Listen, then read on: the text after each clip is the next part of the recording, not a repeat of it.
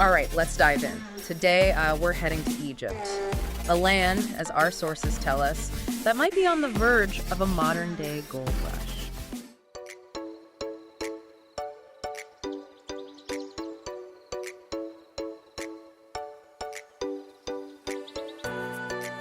We've got this potential gold rush happening in the same region, the Eastern Desert. But is this modern treasure hunt, is it as promising as it sounds? I mean, we're talking about a major economic shift for Egypt, potentially. And the government's actively encouraging investment. How much are we talking? Well, they're aiming for nearly $1 billion in mining investments by 2030.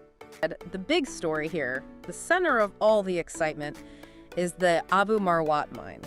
The estimated reserves are, well, astounding. Yeah, up to 290,000 tons of gold. And the sources mention this region having over 1,000 ancient gold mining sites. So this really is history repeating itself. And it's not just Abu Marwat. Our sources say Egypt has over 100 mines in total. That's right.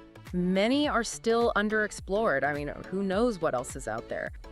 We've got companies like the Shalatine Mineral Resource Company, SMRC.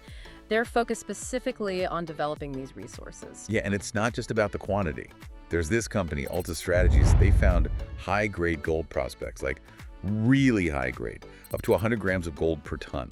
Wait, 100 grams per ton? For someone who doesn't know much about mining, what does that mean? Well, high grade means there's more gold packed into each ton of ore.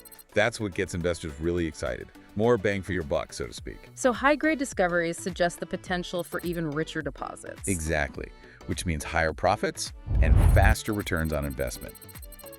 And speaking of seeing that gold, in its final form, I read that Egypt produced its first locally made gold ingot recently from the agate mine, right? The agate mine, yep, another promising site in the Eastern Desert. All right. And producing that first ingot, it wasn't just symbolic, it's a step toward Egypt building a complete gold industry. From mining to refining, that's potentially a lot more profitable than just exporting raw materials. So picture this. Egypt, this nation with a history so deeply connected to gold, now potentially becoming a global powerhouse in gold production. It's almost too good to be true. There have to be challenges, right? Oh, of course. Every coin has two sides. While the potential benefits are enormous, there are definitely potential downsides to consider as well. Okay, then let's flip that coin over and explore those challenges. So we were just talking about how Egypt could be on the verge of like a major economic boost thanks to these gold discoveries. Right. But you said there are two sides to every coin. Yeah, every coin has two sides. What are some of the potential challenges that could, derail this golden opportunity? Well, one of the big ones, and I'm sure a lot of people are thinking this, is the environmental impact. Yeah. Mining, especially at a large scale, can be really disruptive to ecosystems. Yeah. I mean, we're talking deforestation, habitat loss, soil erosion, all things that could have a long-lasting impact on the Eastern Desert. Right, and the Eastern Desert, it's not exactly known for its lush landscapes. I mean, water must be an issue too, right? Oh, absolutely. Yeah. Mining needs huge amounts of water, and that's a really precious resource in dry areas like Egypt.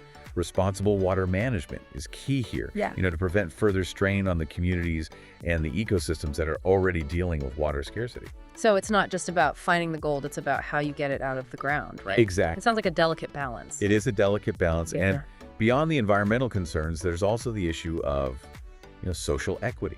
Oh, yeah. We have to make sure that any benefits from this potential gold rush are shared fairly.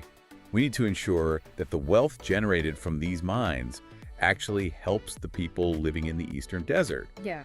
That means creating jobs, developing infrastructure, and actually raising their standard of living. That's about making sure everyone benefits, right? Like, what happens if the price of gold crashes? Yeah, that's a big one too. Yeah. The price of gold is notoriously volatile. It's affected by global markets, investor sentiment, even global events. Yeah. So even if Egypt starts producing a lot of gold, there's no guarantee those profits will stay high. Yeah. That's why diversifying their economy is so important. They can't just rely on gold.